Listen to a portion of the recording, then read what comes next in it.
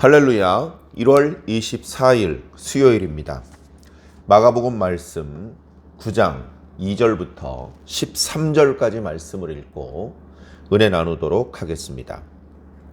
엿새 후에 예수께서 베드로와 야고보와 요한을 데리시고 따로 높은 산에 올라가셨더니 그들 앞에서 변형되사 그 옷이 광채가 나며 세상에서 빨래하는 자가 그렇게 희게 할 수 없을 만큼 매우 희어졌더라.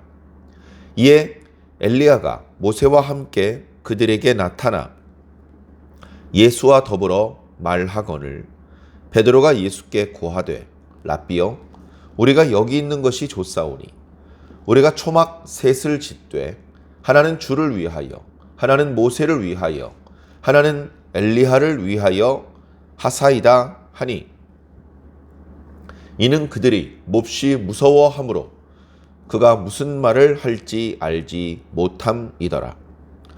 마침 구름이 와서 그들을 덮으며 구름 속에서 소리가 나서 이는 내 사랑하는 아들이니 너희는 그의 말을 들으라 하는지라. 문득 둘러보니 아무도 보이지 아니하고 오직 예수와 자기들 뿐이었더라.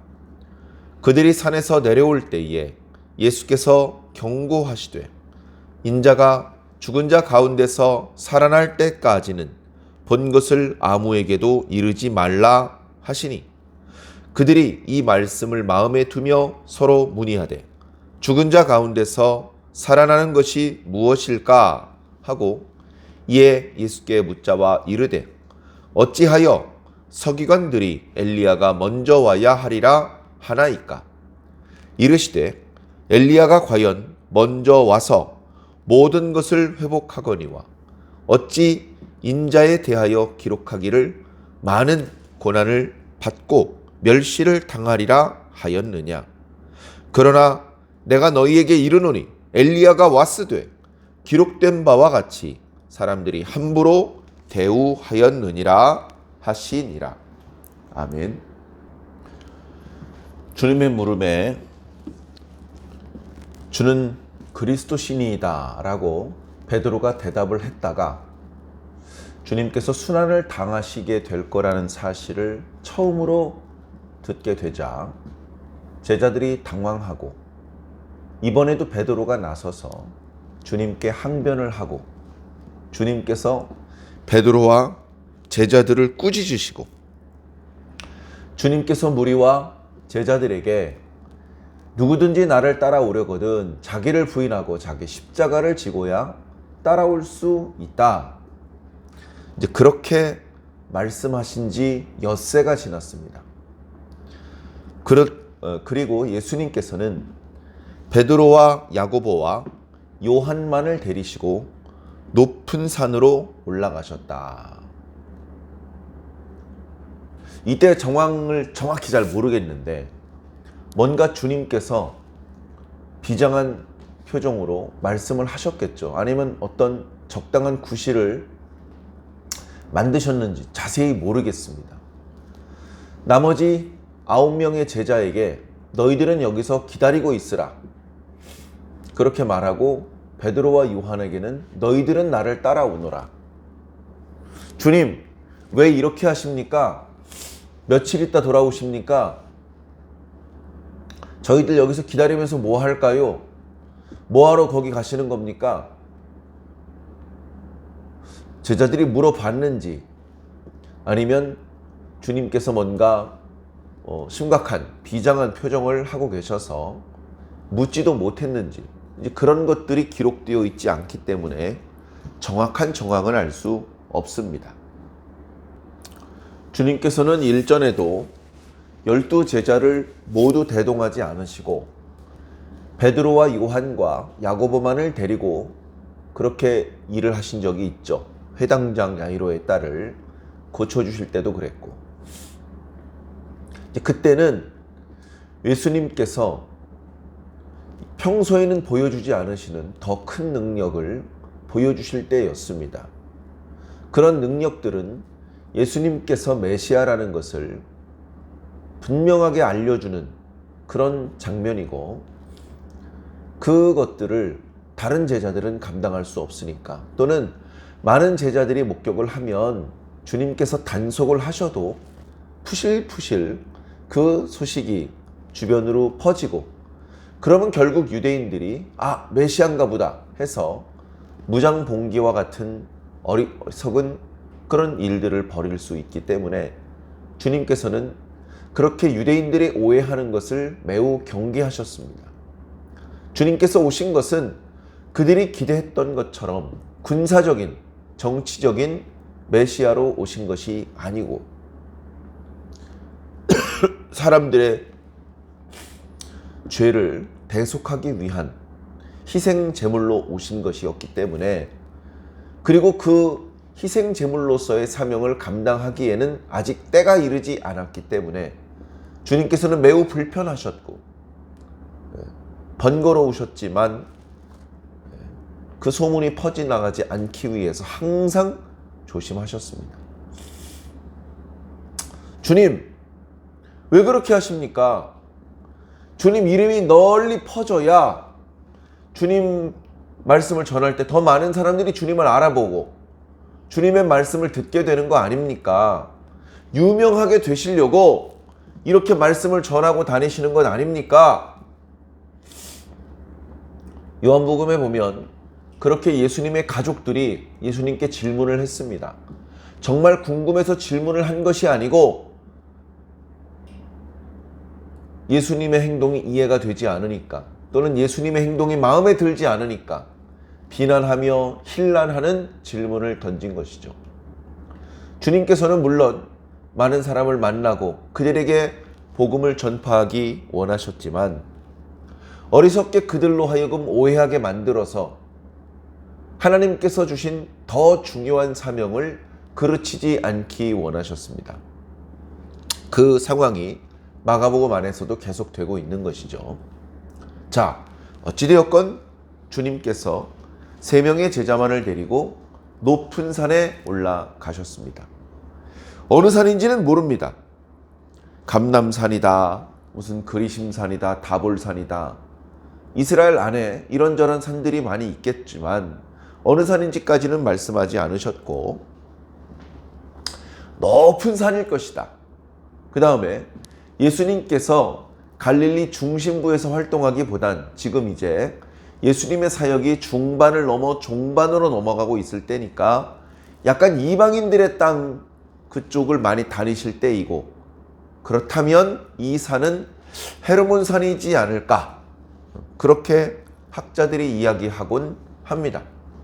헬몬산은 갈릴리 지방보다 훨씬 북쪽에 있고 매우 높은 산이며 여름에도 녹지 않는 만년설이 있는, 그리고 요즘 우리들이 쓰는 해발 고도로 치자면 백두산에 맞먹는 꽤 높은 산입니다. 그 산 꼭대기까지 올라가셨는지, 적당하게 꽤 높은 곳까지 올라가셨는지, 제자들이 예수님과 3명의 제자가 돌아올 때까지 기다리고 있던 마을은 어디였는지 정확하게 말씀하고 있지 않습니다. 그게 중요한 게 아니잖아요. 자, 예수님께서 산에 올라가셨습니다. 3명의 제자가 주님 어디까지 가시는 겁니까? 여기 전에 와봤던 데입니까? 주님 아시는 길입니까? 주님 길을 잃어버린 건 아닙니까? 여기서 누굴 만나기로 했습니까? 왜 여기로 올라오신 겁니까? 기도하는 것이 목적이라면 이미 사람들이 살지 않고 제법 멀리 올라왔기 때문에 여기 조용한데 어디서 기도하셔도 될 것 같은데 왜 자꾸 계속 올라가시는 겁니까? 질문을 했을지 그냥 서로 눈빛만 보고 오늘 왜 이러시지? 주님 표정이 평소와 달라. 그래 맞아 나도 느꼈어. 이런 눈빛만 교환한 채로 앞장서신 주님을 그저 따라가고만 계셨는지 정확하게는 알 수 없습니다. 그러다가 어떤 상황이었는지는 알 수 없지만 갑자기 주변이 어둑어둑해졌습니다. 날이 저물어서 어둑어둑해졌는지, 숲이 우거져서 어두워졌는지, 아니면 대낮이었는데 갑자기 주변이 어두워졌는지, 왠지 어둑어둑해진 것 같은데 주님의 얼굴에서 광채가 나기 시작을 합니다. 주님의 옷에서 광채가 난 것을 오늘 마가복음은 빨래하는 자가 그렇게 희귀할 수 없을 정도로 희어졌다라는 상당히 좀 투박한 표현으로 표현하고 계신데, 옷에서 광채가 난 것이죠. 옷에서 광채가 났습니다. 예수님 몸에서는 광채가 안 나고 옷에서만 광채가 났을까요? 그런 게 아니죠. 예수님의 얼굴에서도 광채가 났습니다. 주변으로부터 예수님을 향해서 어떤 조명이 예수님의 몸에 쪼여지고 그것이 반사가 되어서 예수님의 몸에서 광채가 나는 것이 아니고 예수님 자체가 빛이 나셨던 것이죠. 무슨 말이냐 하면, 예수님께서 우리와 똑같은 인간의 모양으로 이 땅에 오셔서 그동안 사역을 해 오셨지만 아무도 없는 이 산 높은 곳에서 예수님께서 본래 가지고 계시던 영광의 일부를 보여주신 것입니다. 예수님께 광채가 났습니다. 예수님을 향해서 두 눈을 똑바로 뜨고 보기 어려울 정도로 제법 강렬한 광채가 예수님에게서 뿜어져 나왔습니다. 야, 이거 뭐지? 갑자기 어두워져서 깜짝 놀랐는데 예수님 몸에서 광채가 나네? 이거 어떻게 된 일이지? 너무 놀라고 갑작스러워서 옆에 있던 제자들과 눈빛을 교환할 시간도 없이 갑자기 예수님께서 누군가 대화를 나누고 계십니다. 대화를 나누는데 보니까 모세하고 엘리야입니다. 아니, 베드로와 요한과 야고보가 전에 모세와 엘리야를 본 적이 있었나요? 아니면 그들에게 어떤 그림책이나 사진집이 전해져 내려오는 게 있어서 이 얼굴이다, 모세의 얼굴이, 그렇게 전해져 내려오는 게 있었을까요? 아니, 근데 어떻게 모세와 엘리야인 줄 알았죠? 제가 생각해 볼 때에는 예수님께서 그들과 대화를 나눌 때 그들을 부르지 않았겠습니까? 모세여, 왔는가 엘리야여, 이런 식으로 그들을 호칭하는 것이 보니까 하나는 모세였고 하나는 엘리야였던 것 같습니다. 두 사람의 공통점이 있죠. 이 땅에서 죽는 모습을 사람들에게 보이지 않았습니다. 모세도 높은 산에 올라갔었죠. 모세와 함께 높은 산에 올라가서 아론과 함께 높은 산에 올라가서 모세는 내려오지 않고 아론만 내려온 그런 적이 있었던. 아론이 모세가 죽는 것을 목격을 하고 땅에 그를 묻어주고 그런 장사를 치르는 과정을 하지 않았습니다. 그냥 먼저 내려가십시오. 그리고서 모세는 내려오지 않은 것입니다. 아론은 그가 죽었다고 공포를 했고 30일 동안 애도하는 시간을 가졌죠. 그러나 유다서 말씀에 보면 마귀가 천사장 미카엘과 다투는 장면이 나옵니다. 멱살 잡고 주먹질하는 그런 다툼은 아닌 것 같습니다. 뭔가 논쟁을 벌이는 것이죠. 모세가 죽었다고 그러는데 모세의 시체가 어디 있느냐? 마귀가 그걸 찾습니다. 왜 찾죠? 훼손하려고 그랬나요? 그러나 그 다툼의 이야기를 통해서 모세의 시체가 이 땅에 없구나. 마귀가 발견하지 못했다면 모세는 어쩌면 죽은 것이 아니고 그의 몸이 죽음을 맛보지 않은 채 하나님의 세계로 옮겨진 것은 아닐까? 저는 그렇게 생각을 합니다. 왜 그런 생각을 했지? 성경에 이미 그와 비슷한 상황이 있었기 때문에 그렇습니다. 오늘 본문에 나타나는 엘리야가 그랬고 노아의 증조 할아버지였던 에녹이 그랬습니다. 에녹도 이 땅에서 그가 무드셀라를 낳은 후에 300년간 하나님과 동행했다. 그가 이 땅에 있는 동안에 하나님을 기쁘시게 하는 자로 인정을 받았고 하나님께서 그를 데려가셨기 때문에 그가 더 이상 이 땅에 있지 않았다. 하나님께서 그를 옮겨가셨다. 옮겨가셨다는 말은 죽었다. 그의 시체가 땅에 묻혔다. 그의 시체가 땅에 썩어서 흙으로 돌아갔다는 뜻이 아닙니다. 그의 몸을 포함한 그의 전 인격을 하나님께서 당신의 세계로 데려가셨습니다. 어떤 방법인지 모르죠. 알려주시면 이해할 수 있을까요? 이해 못합니다. 그런 방법으로 모세를 데려가셨고, 그리고 엘리야도 데려가셨습니다. 하나님께서 엘리야를 데려가셨을 때의 모습은 오히려 자세히 기록하고 있습니다. 당시 하나님께서 엘리야를 찾고 있다는 사실을 이곳 저곳에 있었던 엘리야의 제자들이 알고 있었습니다. 엘리야가 이 마을에 가서 제자들을 만나고 저 마을에서 제자들을 만나는데, 그런데 엘리야가 나를 따라오지 말라고 신신당부를 하고 계속해서 그 다음 마을로 이동합니다. 그런데 엘리사가 목숨을 걸고 엘리야를 뒤따라갑니다. 따라오지 말라는데 계속 따라갑니다. 그러다가 엘리야가 요단강까지 갔습니다. 엘리사가 거기까지 따라옵니다. 엘리야가 겉옷으로 요단강물을 때리니까 강물이 갈라집니다. 그 강물을 건너갑니다. 엘리사도 건너갑니다. 왜 여기까지 나를 따라오느냐? 따라오지 말라고 했는데 네가 원하는 게 무엇이냐? 당신의 영감에 갑절을 원합니다. 네가 어려우는 것을 구하는구나. 그러나 내가 하나님께로 들려 올라가는 것을 네가 보게 된다면 그것을 얻을 수 있을 것이다. 대화 중에 불말과 불수레가 어디선가 나타나더니 엘리야를 싣고 가버렸습니다. 엘리야가 하늘로 올라가면서 입고 있던 겉옷을 던져주었습니다.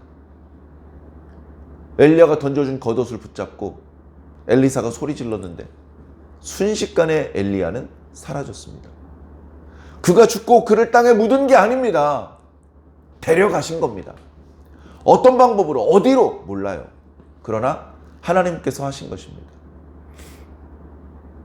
그런 방법으로 모세도 데려가지 않았을까? 그 누구의 눈에도 띄지 않는 곳에서 그 누구도 이해할 수 없는 방법으로 그것을 엘리사 선지자가 봤어요. 물론 정확히 다 보진 못했을 것입니다. 갑작스럽기도 했고 너무 놀라서 잠깐 깜빡거린 사이에 사라졌는지도 모르죠. 그러나 명백한 건 순식간에 자기 앞에 서 있던 자기의 스승 엘리야 선지자가 사라졌고 아무리 불러도 대답이 없고 그의 겉옷만 땅에 떨어져 있었기 때문에 그렇습니다. 그의 겉옷을 들고 다른 생도들이 기다리던 마을로 가는 중간에 요단강물이 있었고 요단강물을 자기 스승의 겉옷으로 때리자 강물이 갈라졌습니다. 이제는 엘리사도 강물을 갈라지게 만들고 그 사이를 건너서 다른 제자들을 찾아갈 수 있었습니다. 다른 제자들이 다 느꼈습니다. 엘리야 선지자의 능력이 저 엘리사 선지자에게 있다. 그리고서는 엘리사 선지자가 그 이전 엘리야 선지자 못지않은 위대한 선지자로 활동을 했었던 것을 우리는 말씀을 통해서 알 수 있습니다. 엘리야 선지자가 그리고 모세 선지자가 바로 그런 선지자였습니다. 예수님과 대화를 나눕니다. 얼마나 오랫동안 대화를 나눴는지는 알 수 없으나 다른 복음서에 보면 주님께서 예루살렘에 가셔서 고난을 당하시고 죽임을 당하시게 될 이야기를 나누었다. 보통은 우리가 산에 올라가면 우리보다 높으신 분이 내려오셔서 위로와 축복의 말씀을 해주시는데 이때는 예수님보다 높은 사람이 내려오는 것은 아니었던 것 같습니다. 히브리어의 존댓말이 뭐 그렇게 대단히 잘 발달되지는 않았겠지만 예수님께서는 그들에게 낮추어 말하고 얼른 봐도 예수님 불과 30살 정도밖에 되지 않았던 예수님, 그러나 엘리야는 6, 70세는 되어 보이는 모습이었을 테고 모세는 120세는 되어 보였을 텐데 그들은 예수님 존대하는 말을, 예수님을 부를 때 주님이라고 부르고 주님께서 십자가에서 예루살렘에서 고난당하실 이야기를 나누고 있었습니다. 자, 그런 정경은 한 번도 본 적이 없습니다. 잠깐이라도 본 적이 없습니다. 베드로가 도대체 무슨 말을 해야 될지 몰랐습니다. 불과 얼마 떨어지지 않은 곳에서 예수님과 모세와 엘리야가 대화를 나눕니다. 너무 놀라서 뭐라고 얘기를 했는데 무슨 말을 해야 되는지도 몰랐고 자기가 무슨 정신으로 말을 하고 있는지도 모르는 상황이었습니다. 주님 우리가 소막셋을 지을까요? 저희 그냥 이쪽에 있을게요.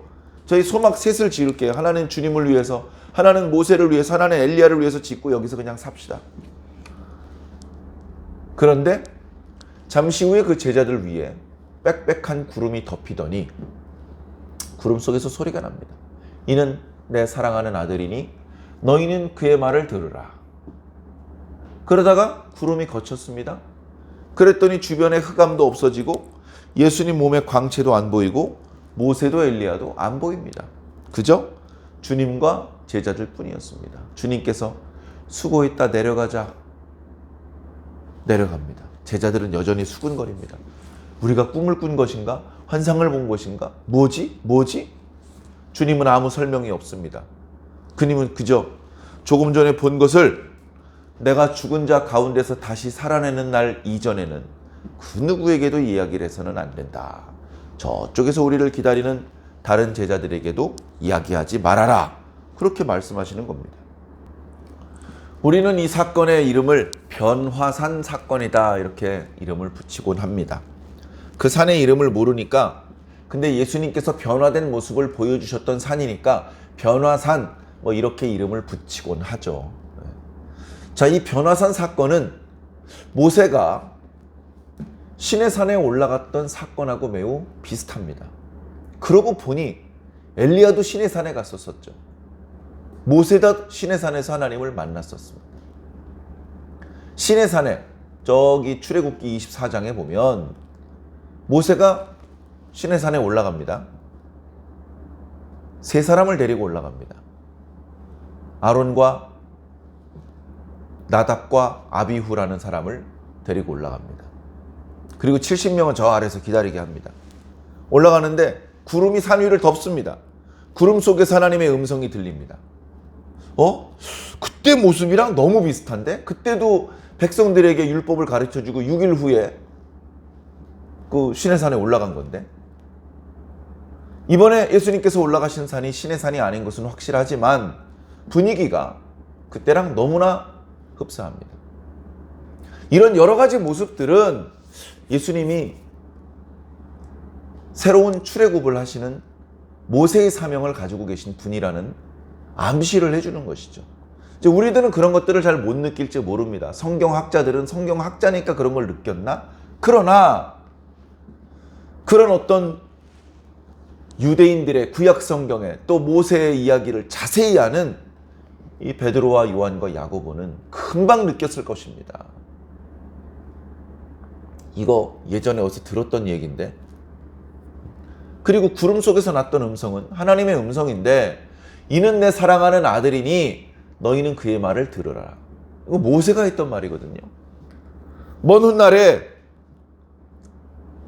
너희들 가운데 나와 같은 선지자 하나가 나올 것인데 너희는 그의 말을 들어라. 마음을 강팍하게 하지 마라.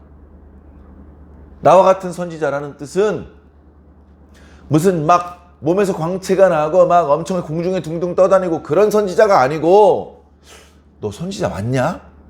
그렇게 느껴질 정도로 너희들과 똑같은 모습의 선지자가 너희들 중에서 나올 거다. 그러면 그를 무시하고 업신여기지 말고 그의 말을 다 들어라. 들으란 얘기는 히어링만 하라는 뜻이 아니고 리스닝, 경청하고 순종하라는 의미까지 포함되어 있는 것이죠. 모세가 그렇게 예언을 했었어요. 모두가 그는 메시아일 것이다 라고 유대인들은 알고 있습니다. 근데 하나님께서 말씀하시는 거죠. 그게 얘야.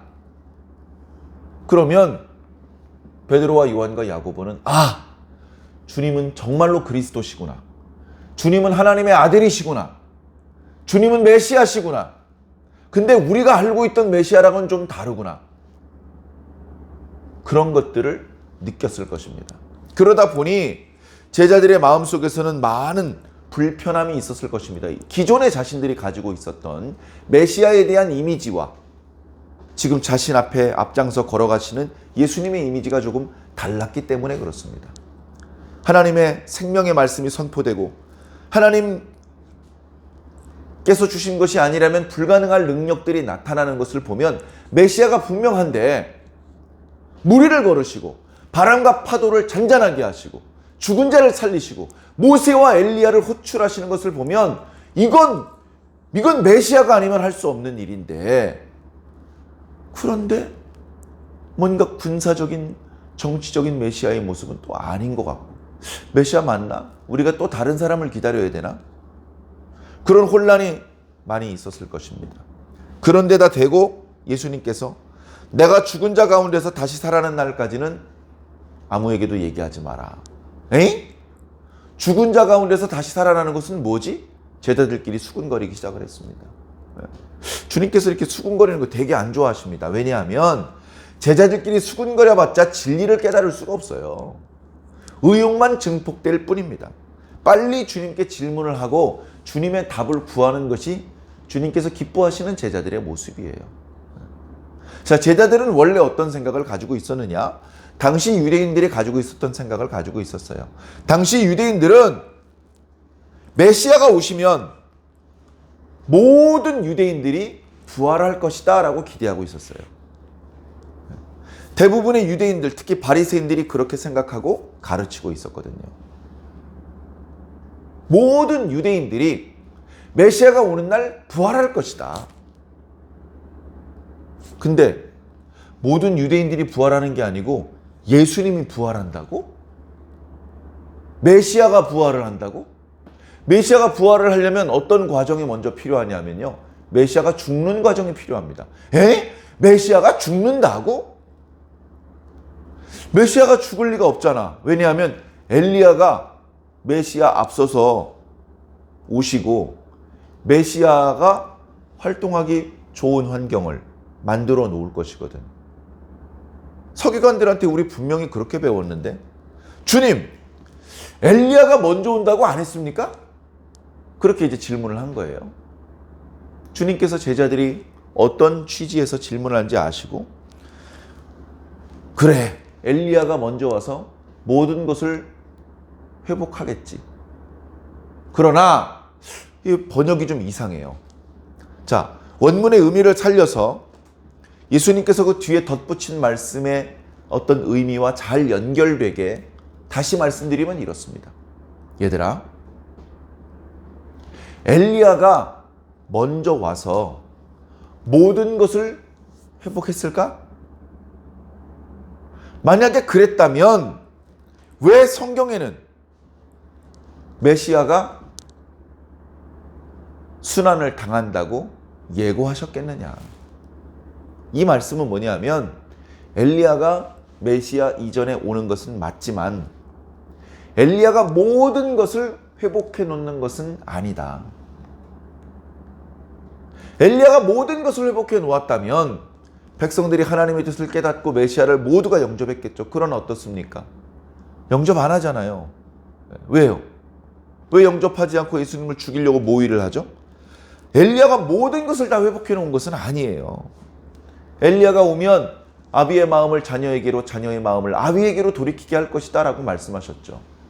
예수님께서 오시기 전에 백성들의 마음을 준비시키는 역할을 한 거예요. 그러나 모든 것을 다 회복시키고 준비시킨 것은 아니다. 준비된 사람도 있고 준비 안 된 사람도 많이 있어요. 준비가 완전히 되어 있지 않지만 그냥 예수님께서 오신 거예요. 왜 이렇게 성급하게 오셨습니까? 성급한 게 아니에요. 원래 예수님의 때가 돼서 오신 거예요. 어차피 예수님께서는 높임을 받으려고 오신 것이 아닙니다. 죽임을 당하려고 오신 것이기 때문에 그렇습니다. 그러면서 마지막에 그러시죠. 정녕 엘리야가 왔었다. 세례자 요한을 가리키는 말씀이죠. 그러나 사람들이 기록한 대로 그를 함부로 대우했다. 선지자로 대접해 주지도 않았고 그를 붙잡아가다가 죽였으며 그걸 막아내지도 못했다.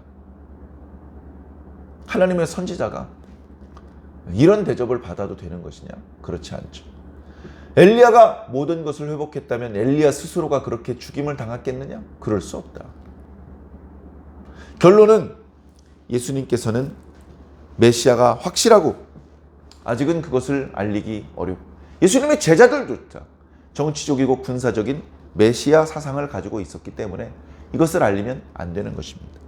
우리는 지난 시간에 예수님께서 주셨던 말씀, 여기 서 있는 자들 중에 하나님의 나라가 권능으로 임하는 것을 볼 자도 있을 것이다 라는 말씀을 해주셨는데, 변화산에서 예수님께서 원래 권능의 모습이 어떠한지를 제자들에게 잠시 보여주셨죠.